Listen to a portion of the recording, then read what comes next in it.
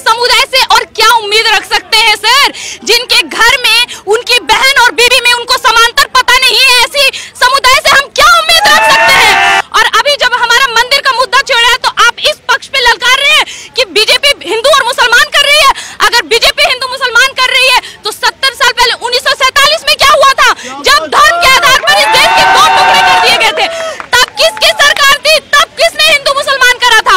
आज अभी तो सिर्फ बाबरी और ज्ञान बापी है, अभी ताजमहल पे मुद्दा बाकी है। और रही तीसरी बात तो सुनिए, अभी 30,000 मंदिर बाकी है, सब जगह खुदेगा, जहाँ जहाँ खुदा है वहाँ वहाँ खुदेगा और हर जगह से हमारे महादेव हमारे राम ही निकलेंगे। जिस प्रकार से वो लोग हिंदुओं के शिवलिंग का मजाक उड़ा रहे हैं, अगर किसी हिंदू ने इस्लाम का धर्म का मजाक बनाया होता तो अब तक वामपंथी लोग उनके साथ आ जाएंगे। सर हमारे धर्म के ऊपर मूवी बनती है, कौन सी, आश्रम।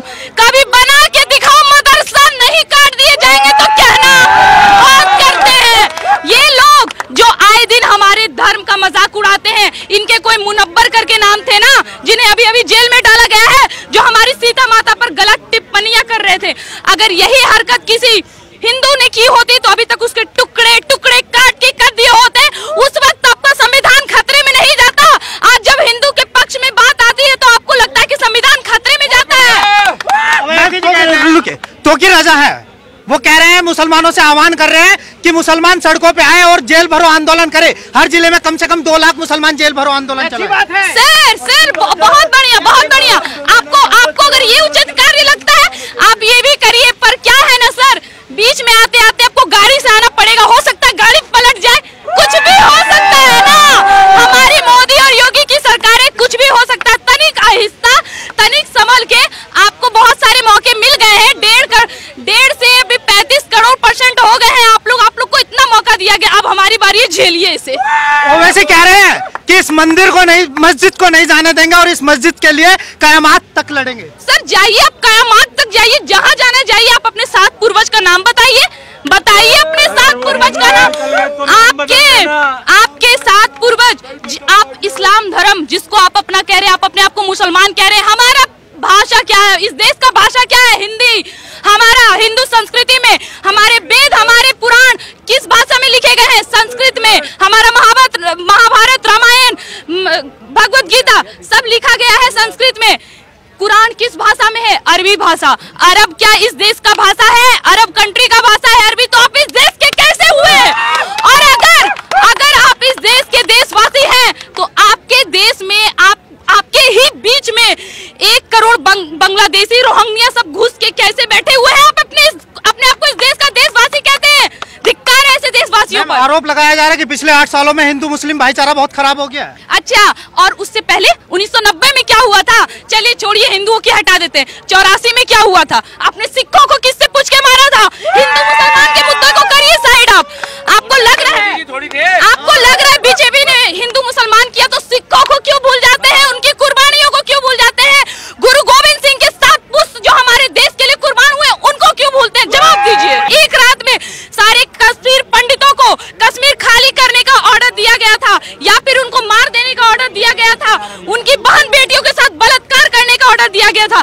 उस वक्त कहाँ थे, और अगर थे ना हमारे देश के अच्छे मुसलमान तो कहाँ थे उस वक्त। और उस वक्त कहाँ थे जब अंकित शर्मा, चंदन गुप्ता जैसे हिंदू लोगों को काटा जा रहा था, आरएसएस के कार्यकर्ताओं को काटा जा रहा था, आरएसएस के कार्यकर्ताओं पर गोलियां चलाई जा रही थी। आप कहाँ थे सर, कार सेवकों पे गोलियां चलाई जा रही थी, आप कहाँ थे। हमारे जेएनयू के कुछ स्टूडेंट थे जो नारा देते थे, अफजल हम शर्मिंदा हैं, तेरे कातिल जिंदा है।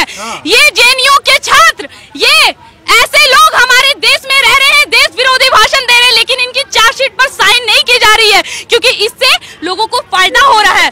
ये वही लोग है ना सर, ये वही लोग है ना जो हमारे देश में रहते हैं, हमारे देश का खाते हैं, हमारे देश को डसते हैं। इन लोगों से और क्या उम्मीद करेंगे। ये कभी अफजल हम शर्मिंदा, सीए एनआरसी जो हमारे देश हित में आया था, वहां पे उन्होंने बोर्ड ले आया, किसान आंदोलन, वहां पे उन्होंने बोर्ड ले आया कि अफजल हम शर्मिंदा है, तेरे कातिल जिंदा है, बुरहान वानी को सजा नहीं देनी चाहिए। इतने सारे आतंकवादियों के आप खुलेआम नाम लेते हैं और अपने आप को कहते हैं हम इस देश के वासी, हम लोग आंदोलन करेंगे, जो करेंगे। तुम लोग को वो मानना पड़ेगा, फैसला मानना। ऐसा नहीं है सर, देश अभी भी संविधान के हक पर चल रहा है। ये आए दिन जो आप कह रहे हैं, बहुत सारे हमारे नेता का बयान है कि संविधान की हत्या कर रही है मोदी सरकार, तो सुनिए, हम अगर आपको ऐसा लग रहा है कि बीजेपी हिंदू के पक्ष में और हम अगर संविधान को मार के काम कर रहे हैं, तो सुनिए, अगर हम संविधान को मार के महाभारत पे चलने आ गए तो 18 दिन में आप खत्म हो जाएंगे। मैम, आपने संविधान की बात की है कि ये देश हमेशा संविधान से चलता है और चलता रहेगा, लेकिन ओवैसी कह रहे हैं कि इसमें एक एक्ट था 1991 प्लेसेस ऑफ वर्शिप एक्ट कि कोर्ट तो उसका उल्लंघन कर रहा है। सर, आपने कितने संविधान के रूल को फॉलो करा है? अच्छा, किस संविधान में लिखा हुआ था कि कश्मीर में ऐसा होना चाहिए? किस संविधान में लिखा गया था कि जब 2014 में बीजेपी सरकार आएगी तो उसका इस कदर विरोध करना कि देश को जला देना? किस संविधान में ये सारी चीज लिखे थे कि आपके CA-NRC में जो लड़कियां बैठी हुई थी मुसलमान, उसको जो पथराव कर रही थी हमारे सैनिकों पे, उसको आप शेरनी का नाम दे? किस संविधान में लिखा था? आपने अभी संविधान के कितने रूल को फॉलो किए जो आप हमसे उम्मीद रखते हैं? और आज भी ये देश संविधान के साथ चल रहा है। हमारी बीजेपी सरकार संविधान के साथ चल रही है, वरना दोबारा इस सत्ता में कभी नहीं आती। मैम, चुनाव के समय आपने आपको हिंदू कहने वाले अखिलेश यादव ने एक विवादित बयान दिया। उन्होंने कहा है कि हिंदू जिस पेड़ के नीचे पत्थर रख दे, जिस पेड़ के नीचे एक भगवा झंडा लगा दे, तो वहाँ मंदिर हो जाया करता है। ये पेड़, सबसे पहले तो सुनिए, अभी मेरे पास इतना समय नहीं है कि इनको इसका अर्थ बताएं, लेकिन एक बार इनसे गुजारिश है कि इसका प्राचीन अर्थ जरूर जान ले कि हमारे पूर्वज क्यों इसे धर्म के आधार पर घेर रहे थे और पेड़ को रहने दिया जा रहा था। उसका एक बार रीजन जरूर जान ले, उसके बाद इस मुद्दे पे बहस करना। और यही है अखिलेश यादव, जो कभी अपने आप को जरूरधारी बताते हैं, कभी टोपी पहनकर मजार पर जाते हैं। ये वही लोग हैं जिनके पिता कहते हैं कि सिर्फ मुसलमान लड़कियां हमारी बेटी है और कोई नहीं। ये ऐसे नेता है जो ऐसे विवादित बयान देते हैं, इनसे हमें किसी तरह का उम्मीद नहीं है। मैम, आखिरी सवाल आपसे, जिस प्रकार उत्तर प्रदेश के डिप्टी CM है केशव प्रसाद मौर्य, उन्होंने एक ट्वीट किया है। उन्होंने लिखा है कि सच्चाई को कभी कितने दिन तक छुपाओगे, सच्चाई को कभी छुपाया नहीं जा सकता। उन्होंने आखिरी में एक लाइन लिखी है, शिव ही सत्य है। जी, उनका कहना बिल्कुल सत्य है, शिव ही सत्य है, सत्य ही शिव है। आप अभी ही नहीं, प्राचीन काल से कभी भी आप देख ले कि